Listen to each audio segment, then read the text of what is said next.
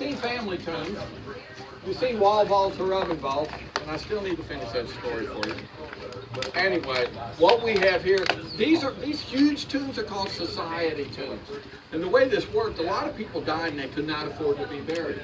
But if you belong to a society, this is the Portuguese society tomb.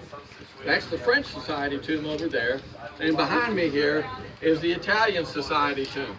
So if you belong to a society and your dues were paid up, they were about a nickel a month, right? Yeah, money was a lot different back then. But if your monthly dues were paid, then when you died, you could be buried in the society tomb. And as I was saying earlier, we have a year and a day rule here. I don't know if I quite got to that point. So we created a year and a day rule because after a year, everybody's body is going to be totally decomposed. So we go in there after a year and see what's left, and there's nothing left but the bones. So they bag up the bones, put a tag on them, and they put the bag of bones into a pit down at the bottom called a caveau. It's a French word. So if you've ever heard the old saying, he ain't nothing but an old bag of bones, that's what they mean. You're dead. You're not happening anymore. They're not saying that about me yet.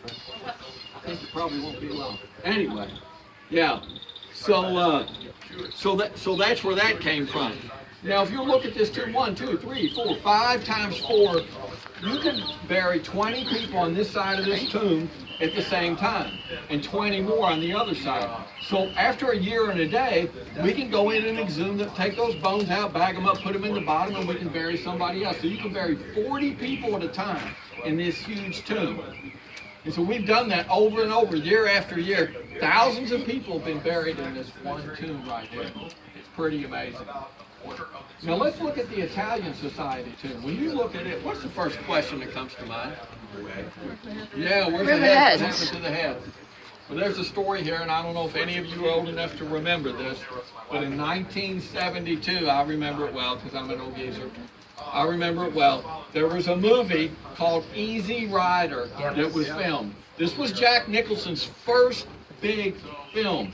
Crazy Dennis Hopper was in the movie, and Peter Fonda was in it. And in this movie, they really didn't even have a screenplay. They really didn't even write a script. They just traveled around the country partying, and they kept the camera running the whole time. And the last 15 minutes of the movie were filmed right here in this cemetery. And when they were here in the cemetery, at the end of the movie, they were tripping on acid. They were doing LSD. And they weren't acting as if they were doing LSD. They were actually doing it. From what I understand, they were popping these pills like Tic Tacs, 20 or 25 at a time. The way Hurricane Katrina is that after Hurricane Katrina, there would have been acid already on this mountain. Because after Hurricane Katrina, the water did not come from the Mississippi River. It did not come from Lake Pontchartrain directly, and it did not come from the Gulf of Mexico. What happened was, 24 hours after the hurricane, there was still a lot of pressure from the hurricane and from the water. And the water came in from these man-made canals. Black lines here. This is a man-made canal so that the ships can get from the lake to the river and back and forth. This one here, this is a 17th Street canal. And this one here was designed so that the water could flow from the center of what we call the back of town, the center of New Orleans, out to Lake Pontchartrain. They never considered that the water was running backwards. Never even thought about it, right? Because usually the water runs in the other direction. Well, it's not a river, it's a man-made canal, right? You really can't control which way the water's going to go. And what we've done since then to solve that problem is we've built these gates and put them up here on Lake Pontchartrain. And these gates are very similar to the gates that you have on a locking system on the river, right?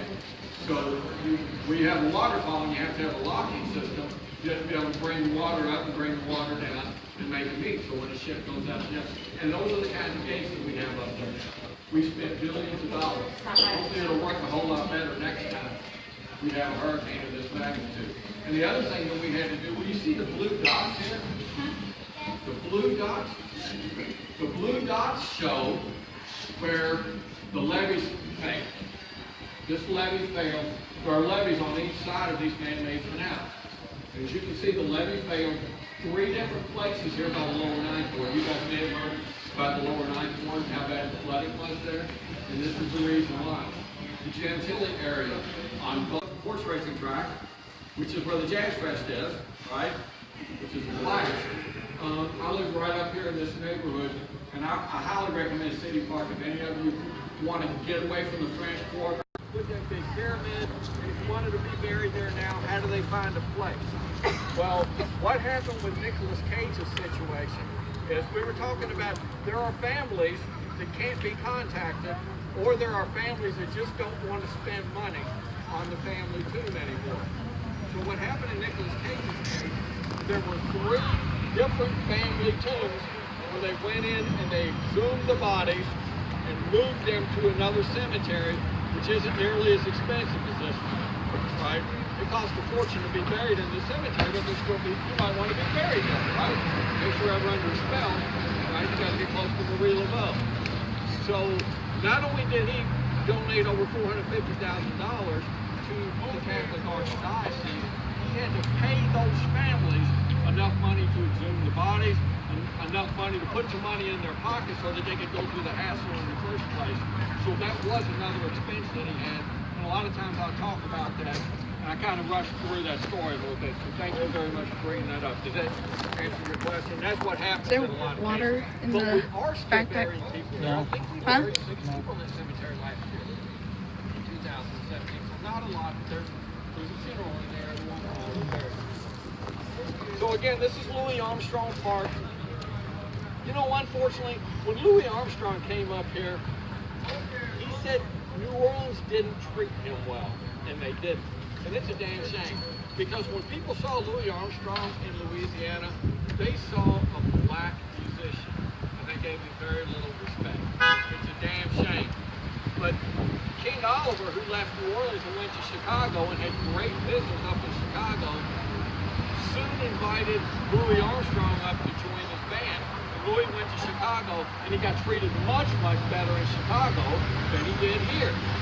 And he soon outgrew King Oliver's band, and he was better than King Oliver. So his wife, there had to be a woman involved here, right? That actually took him to the next level. Lil Hardin, his wife, great keyboard player. Lil Hardin was amazing. She said, Louis, you're better than all these guys in Chicago. The best jazz musicians are now in New York. You need to go to New York. So he did. And they treated him like a king in New York. So when Louis Armstrong died in 1971, he didn't want to be buried in New Orleans, and he decided to be buried in New York. So he's buried there. He's not buried there. The city of New Orleans finally did something for him, kind of a day late, $1 short, and they dedicated this park to him.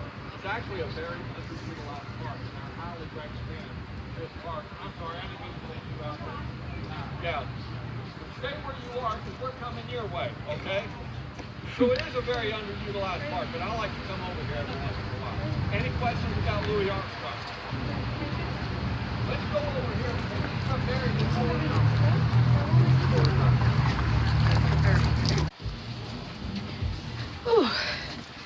So we just got done with our tour, and now we're going off to find somewhere to eat for lunch, and then we're gonna go see NCIS. There was so much more about the tour that I wanted to show, but I have limits. About the Queen Hood pub. I have limits on how long I can record for, and then I gotta start merging my videos and deleting all the old videos so I can clear up space. But if you want to see more of the tour, I really suggest that you come down here to New Orleans yourself and check out the tour. And there's a lot of history, a lot of information that he told us, and I think that you'd enjoy it. I'll see you later. Here's the NCIS building. Really not a lot to see. So I guess the reviews were right, Mom. Nothing but parking lot. Yeah, nothing really to see.